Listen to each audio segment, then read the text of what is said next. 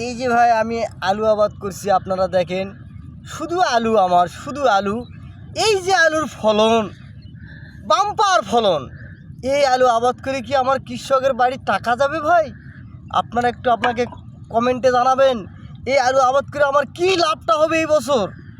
এই আলু বাজারে নিয়ে যায় বিক্রি হচ্ছে 400 টাকা 300 টাকা মন। কীভাবে আমাদের সংসার চলবে আর কিভাবে আমাদের বাসা বাড়ি চলবে? আপনারা দেখুন শুধু আলুময়, কিন্তু আলুর কোনো ফলনের কোনো বরকত নাই। এই আলু আবাদ করছি, পাচ্ছি না সার কিনতে গেলে কয় 2000 টাকা মন, তাও নাই সার বাজারত। এই আলু আমরা কী আবাদ করব? যাই করছি ডিএপি দেন করছে নাই, টিএসপি দেন করছে ভাই 1700 টাকা বস্তা। কিভাবে আমরা আবাদ করব? হ্যাঁ, এই আলু আর আবাদ করা যাবে না ভাই, এই ফলন শেষ। এবারে আলু আবাদ করার মতো শেষ, আর আলু আবাদ করব না আমরা। আলু আবাদ করে আমরা মরে গেছি।